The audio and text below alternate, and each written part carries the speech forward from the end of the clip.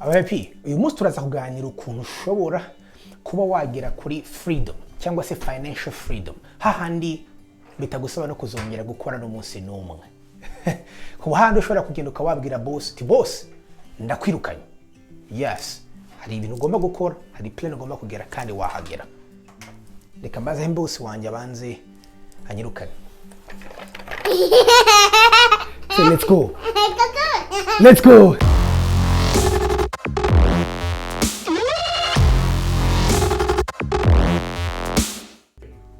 Nongera kubasuhuza aba VIP, abakunzi ba VIP TV, murahose murakomeye. Nkomeje kubifuriza iminsi mikuru myiza, Noheli nziza ndetse n'umwaka mwiza mushya wa 2021. Uzaba umwaka mwiza w'ubu VIP ndetse n'imigisha. Uyu munsi rero mbere yuko ndashaka dutangira umwaka, mbabwiye ikintu gikomeye mu buzima bwanjye kuruta ibindi. Mbango ni ikintu nabashije gukoresha jewe personally, ninjye ndetse no ku bandi bantu benshi cyabashije kongeza kuri level ya success muri entrepreneurship. Hanyuma kandi icyo ni ikintu cyoroshye cyane nshaka ko twese dusangira. Icyo kintu ni ikintu cyitwa kumenya your freedom number, cyangwa se bisobanuye mu buryo bw'ikinyarwanda n'ikirundi ngo ni ukumenya umubare wawe wa freedom cyangwa se umubare wawe wo kuba free. Mwibaze aba VIP, mwibaze ikintu kimwe. Uyu munsi nkubwiye ngo ntugire ikibazo cy'amafaranga buri kwezi, ahubwo genda utekereze icyo wakora. Niki wakora? Nzi ko abantu benshi mu murandeba hari ibindi bintu byinshi mufite mwakora, hari impano mufite muri mwebwe mwatanga mwakora, ibintu byinshi bineze mushaka gukora byahinduriye isi mwakora. Ariko ikibazo iyo tugomba kwishyura ama bills buri munsi buri kwezi, rimwe na rimwe usanga tutabonye n'umwanya w'abana, tutabonye umwanya w'umugore, tutabonye umwanya w'imiryango yacu, kubera yuko hari ibintu byinshi biraduhamagara kujya gushaka amafaranga kugira ngo twishyure. Ariko ibaze icyo kibazo gikemutse, ukuntu twaspening umwanya wawe. Bamwe ndabizi mwebwe murumva yuko mwahita mugenda mukicara kuri beach, mukaruka kuri beach, hama mukarangiza ibyo byose. Muri uyu munsi wa VIP, uyu munsi wenda ndashaka kubaganiriza kuko calculating ikintu cyitwa freedom number. Ni freedom number ni umubare ugezaho wa income, hanyuma biba nkaho niyo washaka ejo ukagenda ukaretaringa akazi kawe. Ukaba wabwira boss uti boss ndakwirukanye. So uyu munsi rero nicyo turi buze kuganira. Ariko mbere yuko ntangira kuva kuri freedom, ndashango mbanze mbabwire mbega mubonye kino kiganiro bwa mbere, iyi ni channel entrepreneurship, business ndetse no kwiteza imbere. Niba ari ibintu ushaka kuzabikurikirana, subscribe hanyuma mugumane natwe uyu munsi. Hanyuma rero icyo ushaka kubaza gukora muri kino kiganiro, banza masobanure neza icyo ari cyo freedom number, hanyuma nindangiza mbere ku kuntu wayigeraho, hanyuma noneho turangize dukoze icyo nakwita plan y'imyaka 5 igiye kuza tugiye gutangira muri 2021. Noneho nihuse freedom number ni iki? Freedom number ni ukuvuga ngo reka twende duhere kuri budget yawe ya buri kwezi. Ni ukuvuga ngo abantu benshi mufite budget zitandukanye. Ngiye ndibuka twende dutangira ngiye na madamu twarishe dukora budget yacu. Budget yacu yari hafi 3200 ku kwezi. Ni ukuvuga ngo harimo rent, harimo ibiryo, harimo utilities, amatara, heat, ibintu byose, harimo entertainment, harimo ka vacation. Vacation sinshaka kuvuga yuko twajyaga muri vacation buri kwezi, ariko twasharaga amafaranga vacation ku ruhande, hanyuma yazakwira igihe runaka twajya muri vacation. Harimo chabiri, no ngo amafaranga ushobora kubufashisha hirya no hino, cyangwa se ukontribuwa ku bantu bari muri Afrika, abantu bagize ibyago. Hanyuma harimo n'udu savings, ubika amafaranga usavinga buri kwezi cyangwa investinga, ndetse n'ibindi bintu bitandukanye bitatumagana. Tuvuga ngo rero sasa imaze gukora budget yawe ku giti cyawe, ugasanga uwo mubare wa expense ungana nk'uyu nguyu. Muri iyi case turatanga 3200. Ikindi kintu ukora noneho ukalculating your freedom number. Freedom number formula yayo ni iyihe? Ni ukuvuga ngo ufata ya monthly expenses ugateranyaho 25% y'iyo monthly expenses. Mu yandi magambo, muri example twatanze kare yari 3200 twongeraho 800 bikaba 4000. Nkuko twabivuze muri example twatanze kare, nuvuga ngo ni 3200 kongeraho 800 ni 15% ya 3200, hanyuma bikaba 4000. Nuvuga ngo sasa iyi freedom number yari freedom number yacu. Nuvuga ngo aya mafaranga twari dukeneye buri kwezi kugira ngo tubashe kubaho. Nuvuga ngo ni freedom number. Aya mafaranga rero abari month nuza 4000 per month. Ni ukuvuga ngo iyi niyo yari freedom number yacu. Namwe ndabahaye aga homework calculating freedom number yawe. Niyo ngo amafaranga ukeneye buri kwezi kugira ngo ubashe kubaho, apana gusa ubashe kubaho, ubashe no kuba wakora utundi tuntu ku ruhande, ndetse turimo na entertainment no gutanga ndetse n'ibindi bitandukanye. Niyo mpamvu nongeyeho 25% yawe kugira ngo utihe umubare uri hafi yawe, wihe umubare wumva ko harimo room. Uyu mubare ni wari witwa freedom number. Niyo ngo ni wa mubare wakutuye ni wa mubare wanjye wa freedom, cyangwa se washaka gufata w'umudendezo. So very important. Hama rero iyo umaze gufata uyu mubare, umaze kuwandika ahantu, nimutekereze noneho ufite ibintu bikwinjiriza aya mafaranga buri kwezi utariho urakora. Byibaza icyo kintu, ufite ibintu bikwinjiriza aya mafaranga buri kwezi utariho urakora, niki wakora?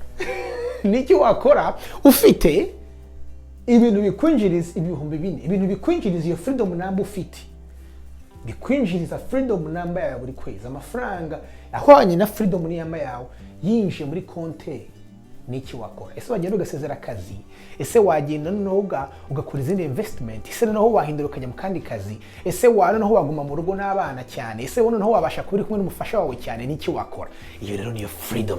Hanyuma rero sasa tugiye kureba sasa ukuntu dusimbuza our next ntuza plan, no gusimbuza ibihumbi 4 dusora. Ni gute noneho twabyinjiza dukoresheje ikintu cyitwa passive income. Akandagira ngo mukandike passive income. Impamvu mvuga ko bino bintu bikomeye cyane bantu baba VIP nuko iyo umaze kugira freedom number, mwibuka ko muri ya mibare nari maze kubereka bahereye ku rugero rwacu twe twagendeyeho, freedom number yacu buri kwezi yari ibihumbi 4 by'amadolari. Ni ukuvuga ngo n'aya mafaranga twagomba kwinjiza buri kwezi kugira ngo tubashe gukora ibintu byose dukora hanyuma tubeho. Niyo mpamvu twabyukaga tukajya gukora. So nuvuga ngo sasa iki ni ikintu gikomeye. Imaze kugira wa mubare ukawushira ahantu wowe nka goal ukawupanga, icyo gihe rero biba bitangiye kugira ingufu. Mbabwiza ukora hari igitabo nkunda cyane cyitwa Think and Grow Rich cy'umugabo witwa Napoleon Hill. Avuga ukuntu hari imbaraga mu gutekereza, akotinga umugabo witwa Henry Ford wavuze yuko gutekereza ari cyo kintu cya mbere gikomeye kibaho, ngo kazi ka mbere, it's the greatest work ever, ngo niyo mpamvu abantu benshi batabikora. Hanyuma hari n'umugabo w'umuhanga uruta abandi kandi w'umukire wabayeho kuruta abandi twa Solomon mu Migani 23 yaravuze ngo uko umuntu atekereza mu mutima niko ari. So as a man thinketh so is he. No kubera iki? Bije tuvuga ko ikintu watekereje, ikintu washize mu mutwe nka goal ukagishira imbere ukacyandika ugatangira ukagikurikiza, haba imbaraga zikomeye mu gutangira gushira ku murongo. Ibi bintu si ibintu byonyine noneho by'abantu mu religion yose atandukanye, mu myumvire yose itandukanye, mu bantu bose bateye imbere, bose bakubwira kubera ko bagira ama goal, bagira ama plan, bagira a vision board. So ahantu bashira ikintu bashaka kugeraho. Vision board yacu yari ibihumbi 4 by'amadolari. So ni gute rero twabashije kubigeraho muri passive investment? Passive income ni amafaranga ugenda ushobora kuryama agakoma amafaranga akigeza yani. Niyo passive income ivuze. Passive income ivuze money making money. So si wowe ujya gukora ngo ukore, ahubwo ni amafaranga abakora yandi. So ni gute rero ushobora kubikora? Tuko twabikoze. Uburyo bwa mbere bwari real estate. Ni ukuvuga ngo real estate ni ukuvuga ngo amazu. Muri real estate ibintu biroroshye. Ni ukuvuga ngo twarakoze imibare dusanga muri real estate inzu hano wagura n'ibiki byose, hanyuma umupanga yakakwishyura, wishyuye mortgage, wishyuye ibintu byose, wishyuye utuntu twose dushobora kuba tugenda dupfa, dusagura net profit buri kwezi ku nzu imwe y'amadolari 600. Vuga ngo iyi ari net profit. Icyo gihe rero biroroshye. Vuga ngo ku nzu imwe niba wabasha gusagura 600 ku kwezi wamaze kwishyura ibintu byose, noneho ni inzu zingahe nkeneye kugira ngo bikuri 2,000. Muri case yacu yari urumva nuza target number yacu real estate yari 4,000 ugabanije 600. nuvuga ngo icyo gihe byari mu nzu esheshatu. Twe twitagete esheshatu rero twabonye tuti nitugura inzu esheshatu, inzu zitandatu, tuzaba buri nzu yose twinjiriza 600. Icyo gihe tuzaba twujuje ibihumbi 4 ku kwezi, ku buryo niyo twajya kukicara bizaba byuzuye. Nuvuga ngo rero icyo gihe rero niyo yari ntuza target yacu. Hanyuma kandi ushobora kwibaza uti se real estate nibwo buryo bwonyine ushobora kubikora? Oya, si bwo buryo bwonyine, hari na stock market. Nuvuga ngo icyo gihe noneho umuntu yakoresheje na stock market, nyuma twashe no kongeramo noneho na stock market investing. Stock market investing guha 10% ya return. Nuvuga ngo kuri 10% ya return ushobora kuvuga uti ese ni gute noneho najya mbona igihumbi cyangwa se 500 buri kwezi avuye muri stock market. Icyo gihe 500 kubye 12 ni ibihumbi 6. Ese ni investment nashira muri stock market kuri 10% cyangwa se kuri 10% ikabasha kumba ibihumbi 6 buri mwaka, ku buryo mbona 500 buri kwezi. Nuvuga ngo ibyo ni ibihumbi 60 ugomba gushira muri stock market. Ibi ni ibintu nabyo tuzavugaho cyane muri class izaza, muri course ngiye gusora kuri stock market investing. Ariko ikiza cya real estate nuko real estate amafaranga menshi barayakuguriza. Nuvuga ngo ushaka kuvuga ngo izi nzu esheshatu gahe nabyo biragoye kuzigeraho. Ni gute wagera ku nzu esheshatu? Narabisobanuye cyane. Mfite amavideo menshi nakozeho mbere ku buryo wagera kuri izi nzu zitandatu. Nuvuga ngo system ya mbere ushobora gukoresha iyo twise house hacking. Nuvuga ngo house hacking ni hahandi twege, iyi ni system twakoresheje, ni hahandi ugura duplex ukaba mu ruhande rumwe hanyuma ugapangisha urundi. Icyo gihe bigenze gutyo ukaba ahantu hamwe ugapangisha urundi ruhande, mu mafaranga expense yawe haba havuyemo expense ya rent cyangwa se ya mortgage. Icyo gihe urumva utangiye kugenda ugabanya muri ya freedom number. Iki ni ikintu gikomeye. Ubundi buryo bwa kabiri ushobora ku mazu menshi ni uburyo nabasobanura bwitwa leveraging strategy, yitwa strategy leveraging. So nuvuga ngo cyangwa se strategic leveraging. Nuvuga ngo ushobora kugura inzu hanyuma ukarefinancing. You buy, you rehab and then you refinance.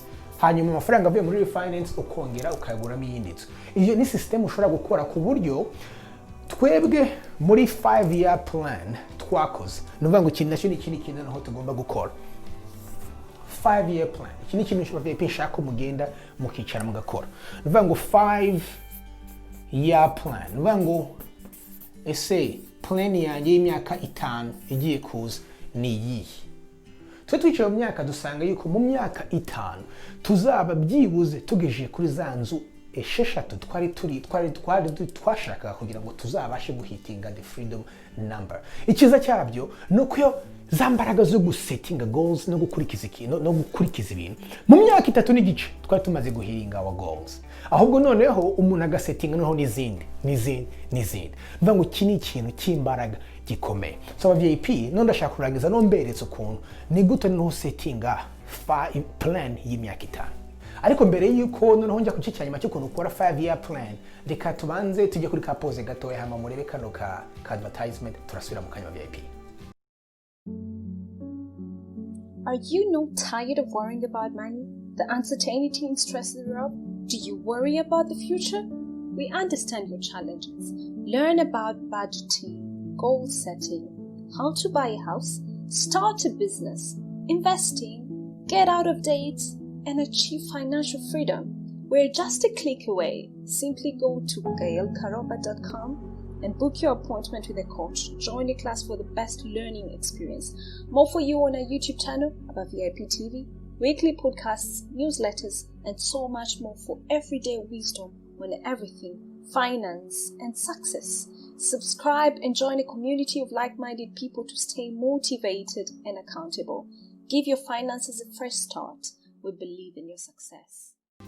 Noneho tuje kuri no kuntu ukora kuko abenshi mwebwe mushobora kumbwira muti gahere biroroshye uri muri Amerika wenda abantu batuye muri Amerika birashoboka n'abantu batuye muri Canada kandi koko nibyo abantu batuye muri Amerika no muri Canada ibi birashoboka kandi byakugwa n'umuntu ari wese ngiye mbabwiza ukuri ntabwo naje hano ngo niga amashuri bitangaza sinatangiye nkora akazi ko hejuru natangiye nkora minimum wage amafaranga ari hasi vraiment y'abantu bose yani yitwa ngo abantu babaterura amakarito ariko iyo ufite plan na goal nta kintu utageraho muri bihugu nushobora kumbwira uti ariko se turi muri Afrika byuko twabishobora yes icyambere no gukora plan 5-year plan ushaka kumbwira uti wenda ntago bishoboka amafaranga nkorera ni na make ntabwo nabasha kubika ngo nzagura inzu cyangwa se niba utagura inzu cyangwa utakuno kameze muri stock market wenda tangira ka business ushaka kumbwira se nta business nawe nta mafaranga mfite no plan y'umwaka wawe wa mbere ishobora kuba yo kongera skills zawe ese wabwiye kongera ubumenyi uyu munsi abantu ntabwo bazi yuko ubumenyi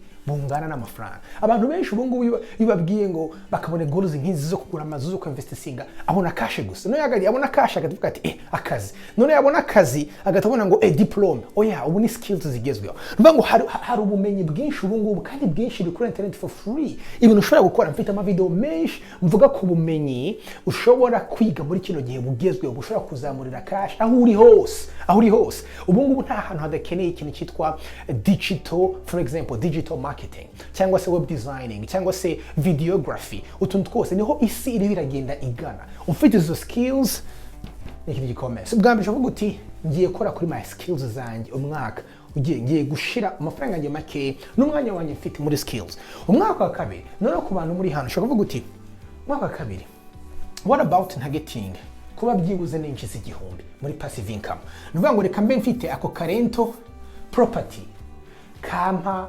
nizi ibintu by'amazu nizi ibintu byo kwinvestinga naganire n'abantu nka bagayere bamfashije noneho igihumbi buri kwezi sinakigiza mu mwaka ukurikira hanyuma the next goal upange byibuze kujya ku gihumbi 500 nuvuga ngo habyibuze wageze ku tuzu tubiri hanyuma noneho undi mwaka ukurikiye ibihumbi 2 yes byashoboka cyangwa se ikindi gihumbi 500 so urona ko mwaka wa nyuma ya mafaranga uza wayagezeho icyangombwa no kwicara ugapanga ukicara ukavuga uti waba ushatse kwicara n'umufasha wawe avuga ati nihe plan yacu niye reka ihere ku ubumenyi niho bugomba guhera ko ufite ubumenyi hari umugabo nkunda w'umuhanga wavuze ngo knowledge is the new money so ngo ufite ubumenyi ko niyo byose ndo ndababwira no bumenyi na kwa kundi wagura inzu imwe ikavamo ya kabiri ikavamo ya gatatu nabyo ni ubumenyi ugomba kumanza ukabyinvestinga ukamenya kubimenya ukamenya ko babikora ukamenya guconnectinga n'abantu bakwiye kugira ngo umenye nuko wabikora cyangwa se na skills izi twavuze zose mushobora gukoresha ahantu hose you have to invest first mu bumenyi bwawe umwaka wa mbere ugikurikiye no ku muntu udafite ikintu na kimwe shira investment mu bumenyi niba ari gushaka umu coach niba ari gushaka umu mentor wagufasha investing first of all muri skills hame cya kabiri umwaka wa 2023 wa 4 passive income zizagenda zihagera kugeza aho noneho ya mafaranga ava mu mazu ava muri stock market ava mu to business twa passive agenda akangana nka ya freedom number yawe icyo gihe kiba gisigaye ni iki mu VIP no kujya kuri bitches kicara kuko ushatse wagenda ukabwira boss wawe uti boss ndakwirukanye ukaba free you need freedom so ngo aho rero no handi wacuzinga ko bavuga uti reka ngume mu rugo sigare n'abana reka nsohokane madam cyangwa se ubu no harageze yuko ngenda nkajya muri kiriya gihugu nkajya gukora ibyo koko nahamagariwe cyangwa se nkakora ibyo noneho nshaka cyangwa se ugatangira kuvuga uti kano kazi singashaka reka nkora akazi shaka iyo ni freedom buriya success ntabwo ari amafaranga ngaho ufite muri konti kuba ufite amamiliyoni no kuba ufite iki ahubwo success no kuba free kuba ufite freedom kuba ufite yes mfite umudendezo wo kuba nakora icyo shaka so simbifurije gusa umwaka mwiza ugiye kuza ahubwo mbifurije imyaka myiza igiye kuza aho mwicara mugakora plan nyayo mukongera ubumenyi mukongera income hanyuma mukagera kuri freedom VIP freedom iraje ndabakunda cyane ariko mbere yuko ndangiza hari dutangira uyu mwaka hari akantu keza nashaka gukora nshaka kubaho nka gift tugiye gukora free webinar iyi free webinar tugiye gukora izaba yigisha kuri ukuntu wabasha gutera imbere cyangwa se ukuntu wa building a wealth muri Canada ndetse no muri Amerika. Nzabaha ama steps y'ukuntu building a wealth, hanyuma noneho mwarangiza tukagira umwanya wo kubaza ibibazo no gusubiza niki. Ibintu byabaye kubera ko abantu benshi barabinsabye mu minsi ishize, mbona rero yuko nabikora hanyuma abantu bose bakaparticipate nk'uko babyifuza. Niyo mpamvu nagira ngo mebwe muri Amerika, muri Canada n'ahandi mushaka kwiga bino bintu, ni mujye ku website yitwa www.girlkaromba.com, hanyuma mu registering mushiremo amazina ama email yanyu, hama tuzabohereza ama link, hanyuma mwatending iyo webinar, iyo seminar. Nizaba ari free, no kwicara ukareba hanyuma ukagera bango. Uko mu registering vuba niko muzabona umwanya wo kuba mwajya kuri Zoom kugira ngo muzabashe kubaza ibibazo direct. Abazasanga imyanya ya Zoom yuzuye, icyo gihe bazakurikirana gusa kuri YouTube, hanyuma maybe babaza ibibazo batayipinze. Ariko niba ushaka imyanya ya mbere, register as soon as possible. So ni kuvuga ngo rero JP mbifurije umwaka mwiza again. God bless, bye bye.